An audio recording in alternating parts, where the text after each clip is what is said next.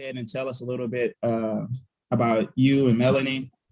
How far along is she? And Yeah, so we're really excited. So Melanie is 27 weeks now, which I've been told is considered sometimes part of the third trimester. Sometimes it's like the last week of the second. But anyway, and I just feel really fortunate and lucky to be, expecting a child with her. She's my best friend and like kind of like my favorite person in the world. And she's incredibly caring. She's going to be a fantastic mom. Always like looks into stuff and like really well. I feel like I'm being like really good by like looking out for like new experiences and things that we're going to need to know as parents. And then she's like, oh, yeah, that's true. Like she looked into it like 3 months ago. that's how it works, man. Like for us, being a dad kind of really, it feels like it starts once the baby is here. But for moms, it's like, no, she's a mom already, So yeah. Do our best to keep up. Pretty much, that's pretty much like how it works. Dude. You just keep up as best you can. Try to be a part of the team that isn't dragging it down, basically. Pretty much like the Pelicans, you gotta you gotta know that she's Zion. Yeah. We want to be the Zion. We don't want to be, like you said, appreciate like the small things that like we take for granted. So another question, man, I figured you might want to talk about is how to support like your partner through pregnancy. Have you gotten any good tips about that so far? I can fact check. It's interesting because when we first started like doing this, talking about doing this dad sit down, I was like completely like lost. I was like, okay, we just found out we're pregnant. I'm ready to try and like take on the world. I want to start doing stuff, but I have no idea like what is the best thing to do to be in my supportive role right now. Mm-hmm. But like, I do feel like in the time since it's taken us to actually get together, I feel like I've gotten better at it and through practice, just sort of develop certain skills. And a lot of that has come from reading and just like looking up, books and podcasts that tell you like, hey, this is what you can be doing. So like one book that I really like is The Birth Guy's Guide to Being a New Dad or something like that. Mm-hmm. And it's a guy who's a doula, and there aren't a lot of guys who are doulas. So, this is a dad focused channel, right? I thought I might mention that for some people, but I really liked it because it's just so practical and sort of told you exactly sort of how to be in that supportive role. So for me, like one of the things that I took from that book that was a tip was just sort of like trying to help basically make your wife feel as comfortable and as calm as possible. I mean, you think about it, stress is something that is really not good for babies. And it's also being supportive emotionally and helping your wife be as comfortable and calm as possible. It's also pretty good for your marriage. So one of the things I've been working on is like trying to make sure that I know how to do stuff around the house that I wasn't used to doing. So we are divided up when it comes to certain things. So Melanie cooks, I do the dishes normally. So I've spent a lot of the last months like learning how to cook a few things that I didn't know how to cook, things that might make her, happy when she's, doesn't feel like she is capable of doing some of those things around the house that she normally does. She can feel confident and know it's taken care of. She doesn't have to worry about it. Yeah, that's, I would kind of just echo that and just say like the biggest thing is just being supportive, obviously is the best way to support her, right? And even after, and I think the other thing is recognizing that like that journey doesn't stop once the baby's born. Like, postpartum is like a real thing for a lot of moms out there. And that's kind of where like dads can really kind of step in and just help out best by just really like embracing becoming a dad and just giving like your partner their space to kind of, all right, get back into like their groove, right? And just making sure she has time to, either be alone or go hang out with her friends and recreate like her spaces and just, like I said, just kind of walk away back into like her groove of things. And like you just talked about, and starting the process of creating like your habits and routines now. So that way it won't be like a rough transition once the baby is actually here to like get back, to work, because, in America, we don't give you 4 months to figure it out as a dad. It's like, all right, 2 weeks pretty much. And figure it out. Yeah. I really like what you said there about like embrace being a dad, because I know, from being on the pregnancy side of things, that's one of the things Melanie has really appreciated that she's expressed to me, is that like, because I have been, starting to do some reading and like looking at YouTube videos and like learning about like what happens during pregnancy with, her body, what she's going to be going through, what she can expect, learning about some of the decisions that we're going to have to make as a couple, right? Then she feels supported, right? Not just emotionally, not just like knowing I'm there for her, but like action supported. It's like, Yeah. I know I can lean on you and I don't have to make all the decisions, and I don't have to be the one that has to know everything about this, because I know you're reading, yeah, exactly. Yeah. And one word of caution about that is, how like the WebMD thing where they say like never look up like stuff on WebMD because you think you're dying. Like, that's one thing I really think that like the medical industry can get better at, is like there's a ton of like different tests and like, during your appointments where it's like they put a lot of pressure on and a lot of stress on moms, but Yeah. that's where I think like, again, you as a dad can kind of step in and say like, just be a soothing voice in the ear and just say like, hey, this is a natural part of the process, and this is just a test. Because like one of what's the test? It's like a test that they do for like Down syndrome. I don't know if you guys have gotten to that one yet. Yeah. But yeah, we have. they put a lot on the test. I distinctly remember when Raina had to go in for that one, that the way that the doctor presented it was like the test is like 97%. It's just like the math on it was just like weird. And I remember like it took like a week to get like the results back, and it was just like we were actually out of the country when the results came back, and like the doctor just called and left a voicemail but didn't say like what it was. So it was like a week of just, like panicking and like and me having to just be like, we don't know. we don't know anything. Like, let's just give it time.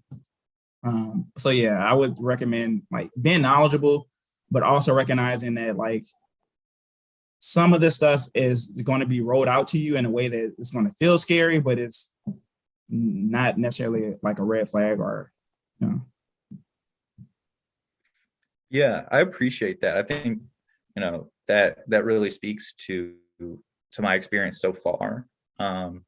One of the resources I really found really helpful was this book called Expecting Better. It's really interesting because it's a lot of doctors are trained in medicine, but are not trained in research. So they're not incredibly good at interpreting statistics and the results and stuff like that. So this book is an economist that goes through a lot of the medical data and sort of synthesizes it and talks about like everything from like, all right, what are the real threats about like what you can eat? Are you actually like, is it okay if you eat, certain things? What about like the real stats on breastfeeding, the real stats on, all sorts of different stuff. And it really, like, a lot of it tells you being supportive of your partner is more important than whether she has some caffeine or even like a little bit of alcohol. Really, there's no evidence suggesting that that's not okay. And alcohol is one we still aren't doing it because it just feels weird. Weird, yeah. Yeah, like, so she hasn't had any alcohol, but even if like you slip up and you forget and you have a glass of wine, like just to have that confidence and know like your baby is going to be okay. And this book, that was something that really helped me with that, as far as like all these little decisions. And it just reminds you, like, people have been having babies for a long time. Yeah. And I promise you, every single parent has not like avoided turkey and avoided like all these little things that you're told. But I think doctors just want to be as cautious as possible.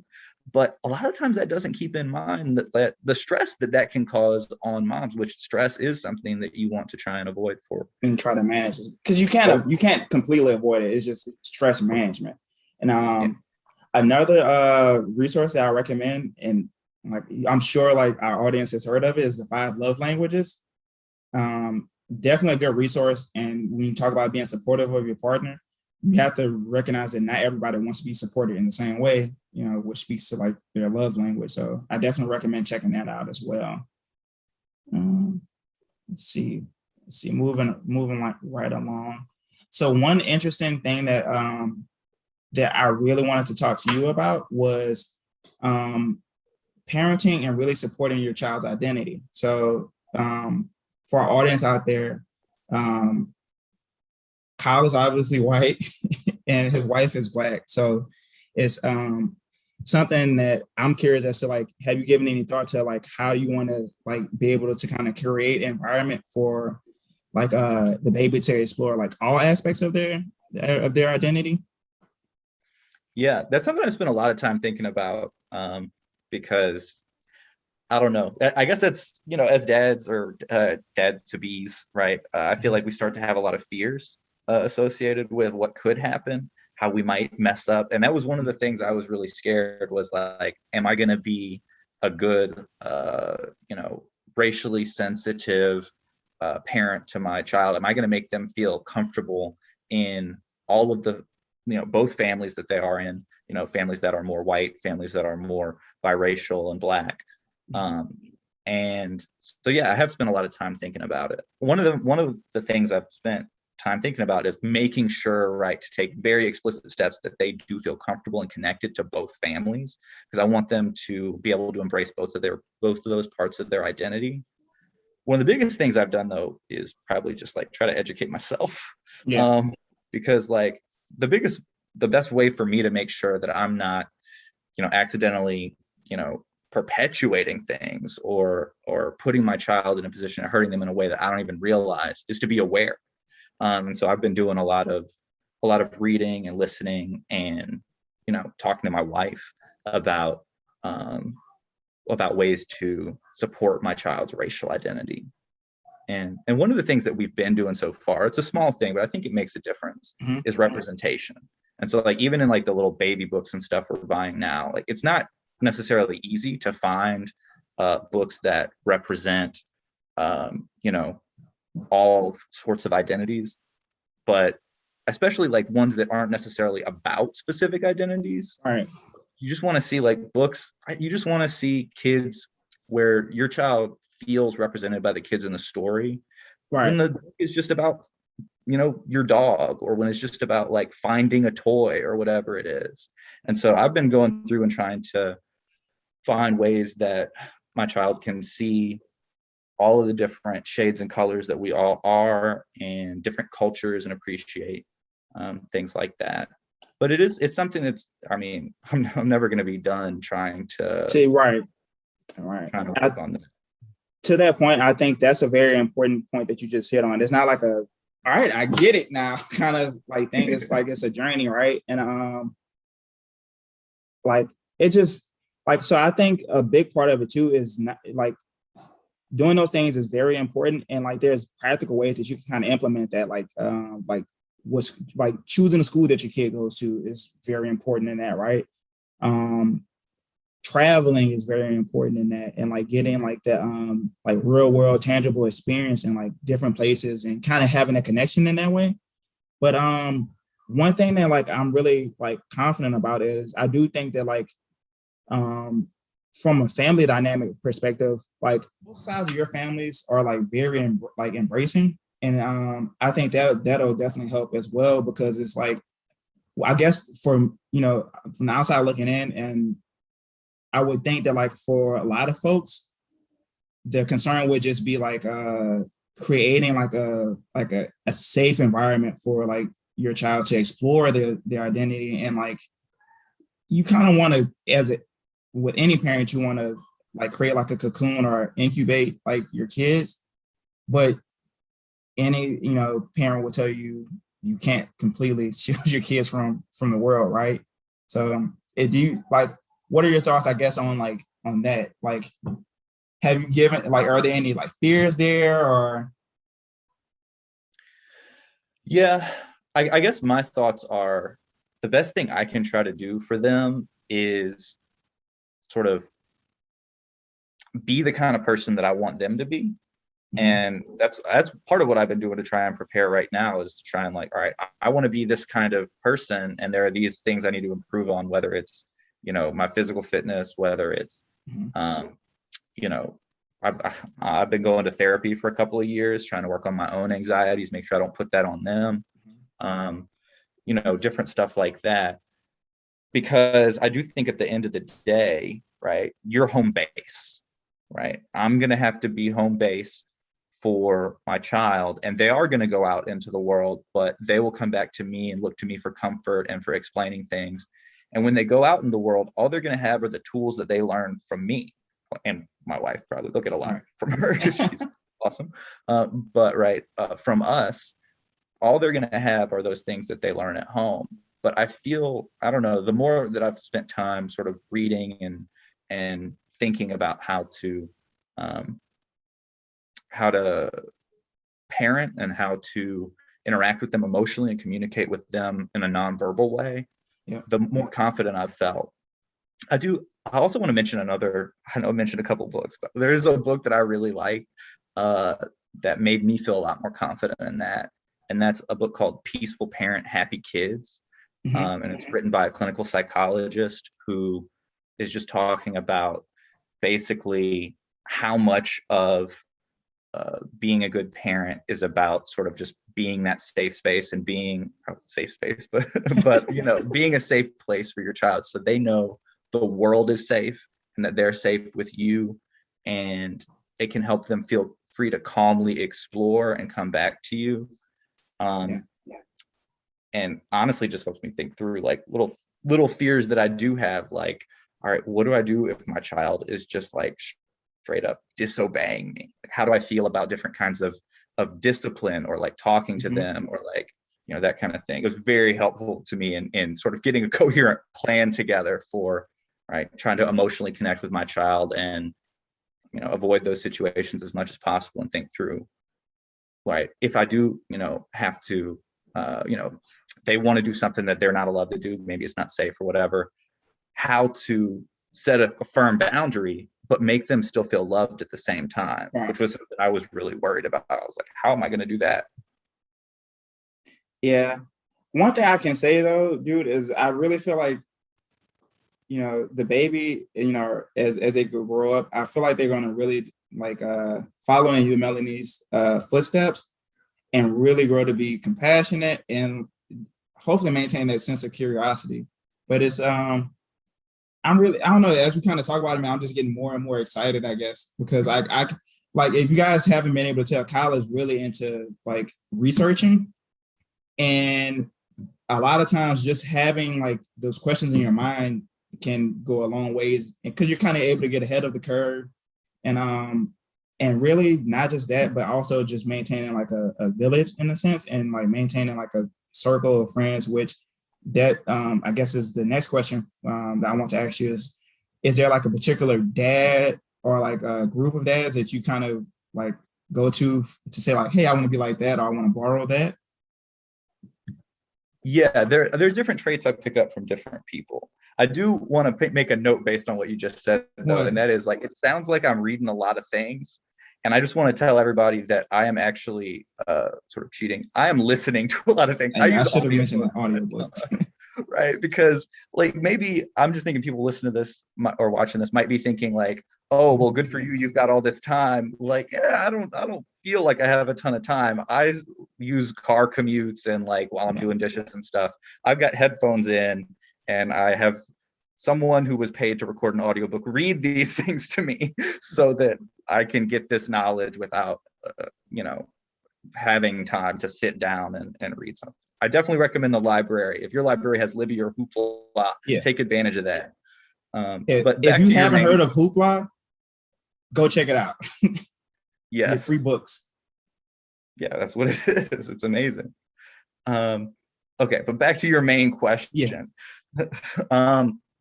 So I feel like I've taken a lot of things from different people. Definitely you and Raina have been some people that we've looked at and been like, oh man, we should do that when we're parents. Like, I love the way that uh, y'all have this sort of like leadership quality with your kids where you are completely yourselves, and you don't, I feel like y'all would like, I don't know, come visit us and we would see y'all interacting with your kids, and you weren't changing who you were letting your kids see you and be a model. And but you were still like traveling, you were still, you know, meeting up with friends, you were still doing those kind of things. And I was like, that's the kind of parent I want to be. I don't want to be holed up in the home, like creating an artificial environment for my kid. I want to be out in the world with them. So that's something I definitely took from y'all. um, my my sister-in-law and her husband, my brother-in-law, something I took from them is they're like really good with like raising emotionally intelligent Yeah. kids. They like, I don't know, they just handle like, I feel like they handle like tantrums and like other things like really well in ways that I'm like, oh man, like I wouldn't have known what to do. Like I feel like I might have panicked in that situation and like use discipline or like something, especially before we were even pregnant, when I hadn't read things or anything like that. But I would see how they handled those situations and be really inspired. I take things, you know, from my parents as well, how they were always there for me. I was very lucky. I had parents that told me they loved me every chance that they got, and sort of helped me feel that acceptance and that sense of worth. And that's something that I definitely want to make sure my kids feel.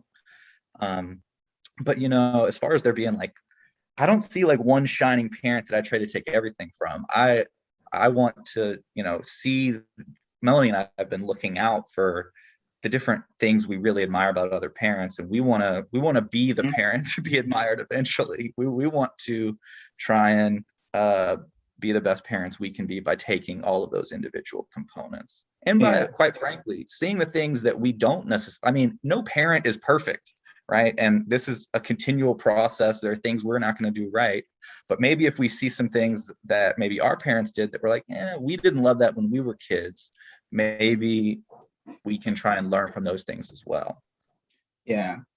And just to add one additional thing, and I remember I think Ray said this in my first dad sit down, is or maybe Raina, one of the Rays. But give yourself grace as parents. Like you just said, like they're like no parent is perfect, and like parents, you know, if you're doing it right, you beat yourself up sometimes about you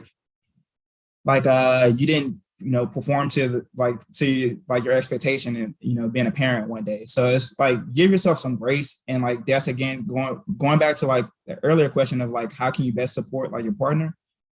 Give her grace and like ask for grace in return, but like you have to realize, like it's just like, you know, basketball analogy here is you have a bad game, you got to forget about it. You got to, you know, life keeps moving. So, and you got to roll with the punches almost, man, because kids there's something, they like are sponges of knowledge, and like each day is like new for them. Everything is new experience, and like it's a wonder. But you know, you're going to have grace to get through it. I think that makes a lot of sense. And one of the things it makes me think of, like as a psychologist, one of the things I teach my intro students is about observational learning and how we model people, and sort of pick up on their habits. And like when you list all the traits of like the people we're most likely to imitate, take on their behaviors and those types of things. It's people who are similar to us, people who are high status. You combine it, you're like, a parent is like a model that is fits these definitions to a T. So a child is just going to take on all of these traits. But the point I'm trying to make, in to connect back into what you're saying, is that advice you're saying of, you know, rolling with the punches. I love that because I'm sitting here thinking like the kid's going to pick up on that. And you Yeah. want your kid to be somebody that rolls with the punches, that if they have a bad day, they don't get down on themselves. They learn how to pick themselves up. So when you do that yourself, I feel like that's got to translate down to your First kids. real challenge, I think, and Bryson's almost 5. And like that was the first one that almost had me stumped. So are there any like things or challenges that you like can remember from your childhood that you had to kind of overcome? Oh, totally. When you talk about this, I mean, this first thing that comes to mind is like the sports thing. So actually, when I started playing basketball, I was in kindergarten. I like wanted to play basketball. Both my brothers played basketball. I was in kindergarten, and my dad took me to my first practice. I looked over, and like there were like first graders over there, and they were like really tall. Yeah. And I got there, I was like, Dad, I want to go home. And my dad, I'll never forget this, right? He said, like, I think in my mind, he was probably kind of frustrated. He was like, we drove all the way out here, right? Yeah, dude, But you're like, playing. he said, like, I want you to try it, right? If by the end of practice you still feel the same way, then this isn't something you have to do. But, right, you have to try, right? And of course, I went and I played basketball and I had a blast and I wanted to be best friends with everybody by the end of it and kept, playing in the kids league after that. Um, Yeah. and it's just funny because like now basketball is something that's carried with me that I want to Yeah. share with my child. Yeah. And uh it's so funny how like those single moments where like if you like my dad happened to do with that moment, if you really knock it out of the park, you can give your kid something amazing. Yeah. Yeah. And that's it's funny that you say that. And it's like that's the thing that you remember. You know, like your dad might not even remember that, but like Oh you're yeah. gonna remember that. You know what I mean? And your dad had practice by the time he got to you, so he probably knew exactly what to say. That's true, that's true. Yeah. Like I remember we had an earlier conversation, and it's like I think God's gift to parents is that like your children don't actually form memories until like how what would you say as a professional there? Like what age do Yeah. kids start to actually remember stuff? So what you're talking about is referred to as infantile amnesia. So we don't tend to remember things from around the ages 3 or 4 before that because parts of the brain that are really important for forming memories, the hippocampus and prefrontal cortex, aren't really mature structures until around the age of around 3 or 4. And there's also lots of other ideas about like a lot of how we form memories is in language. Well, if you don't have language, it's harder. A lot of it is, Mm, you know, you incorporate new things into your understanding of the world. You don't have an understanding of the world, it's hard to take that in. But right, it's funny because a lot of people have memories from like when they were 1 or when they were 6 months old. But when you actually delve into it, a lot of those turn out to be false memories. So they're like things your parents told you, and then you imagined it, and you remember what you imagined, or things like that. And if you're watching this right now and you're wondering whether or not you have a false memory, one thing that's a dead giveaway is sometimes people will think back like, all right, I've got this memory, but then you realize in the memory you're seeing an image of yourself mm. like in the third person. And a lot of people have these are called field memories. And if you think about it, that's not how eyes work, right? Unless your See, if first you think memory. about it, like obviously, Well, unless you happen to be looking in a mirror in that memory, right? yeah, That's clearly you imagining yourself, and then remembering the imagination because your memory should be in first person if it's an actual image that has stuck with you. right. Yeah, that's funny, and it's really cool, and that's one of the things I was really excited about doing this. The sit down is you were able to kind of really look at stuff from like a scientific perspective, and I'm curious as like how you think that's going to play out like in parenting, like what do you think your approach will be? Is how much of it like will be led by your professional experience? A ton. I mean, well, being somebody that teaches cognitive psychology, I feel like it's something that has really given me a good understanding of the mind. And the more that I've learned about the mind, the more that I have come to realize how much knowledge builds upon knowledge. And so like things that I'm going to be making sure to try and do with my child is talk to them a ton.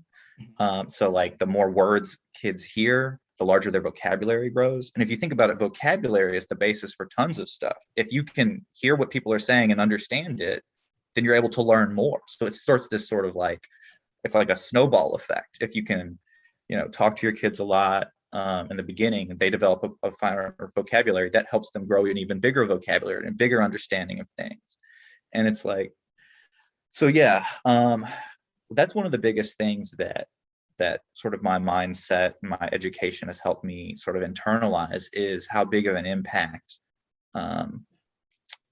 some of that early learning can have, that if they're able to pick up on your example and develop good habits and learn some foundational skills early, then you're setting them on the right track, that they're able to just interact. You say that, but I feel like Melanie is so much better positioned because she's a speech I was just pathologist. about to say, and sorry to cut you off. I was just about to say, tell the audience what Melanie actually does. Yeah, so Melanie is a speech language pathologist.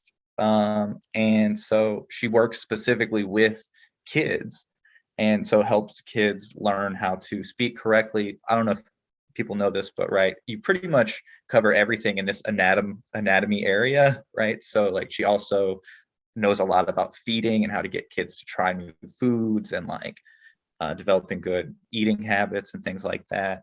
And also like she also just has the practical experience that I don't have, because I teach at the college level, right? Mm-hmm. So I have a lot of ideas about how things work, but she has practice in actually like working with kids and communicating with them. And there's always a difference between theory and practice, right? Theory, right? You have to actually try and do it over and over again to see if you can actually get it to work before you can actually have it have any real effect. Knowing things is very, very different from doing things. Yeah, very much. And so I just feel really fortunate that even though I have studied some things and I know how things work according to the best evidence we have, it should work.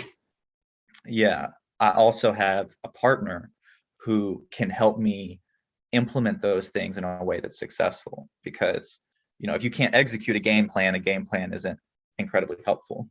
Right. Yeah, man. I think we're starting to approach time. So I ask one more question, and then we can kind of get out of here and wrap things up, man. So what aspect of being a dad are you most excited about? I think just bonding, just bonding with my kid. And I really want to expose them to the things that I love, and they might not love it, but hopefully there'll be one or two things that we have in common that they love, that I also love. And we can, keep those memories with us for a lifetime. So like I've already bought board books like that have to do with like exposing them to basketball and to soccer and little things like that.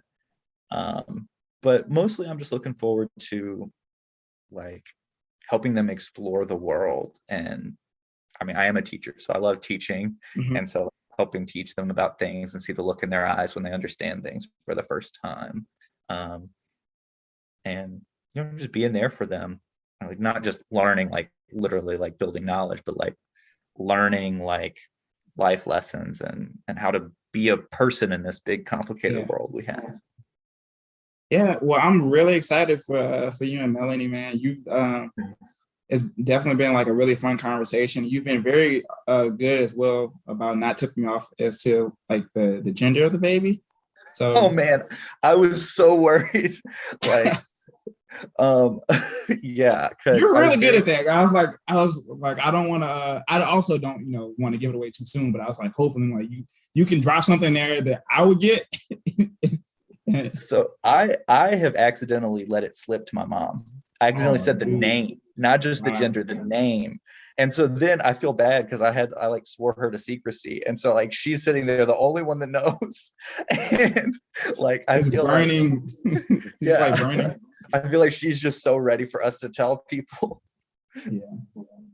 Yeah. So I'm really excited too. And I think you'll be a great, great dad, obviously. We talked about some like things that I obviously admire from you as a dad, but one of the things I most admire is just again like your curious nature to things, but then also just like your compassion. Like for the audience out there, Kyle is incredibly like compassionate, like, and it bleeds through on like how you live and like the decisions that you make. You're conscious about like the environment. You're conscious about like different like social things going on in the country.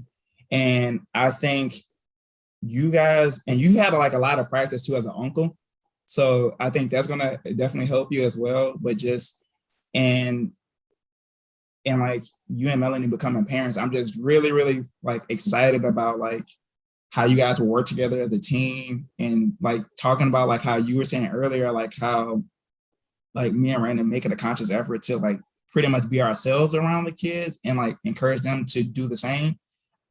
Like that's definitely like I definitely see elements of that in like you and Melanie. So like, I'm excited about that aspect of it as well, because I know you guys are going to raise incredibly emotionally intelligent kids, and they'll be able to keep up with like with that. And it's crazy to think like we met when we were kids, and then thinking about like what our kids are going to be, and what they're going to take from us, and what new things they're going to come up with. Like I said, I'm really excited, for the baby to get here, and kind of continue to like our friendship can continue to grow as dads, man. So. Thanks, man. That means a lot, and I'm really excited for it too. I can't wait to introduce. Our kids will be slightly different ages, so Yeah. I mean, like I think my heart might just explode with happiness if I see like Bryson like holding our little baby.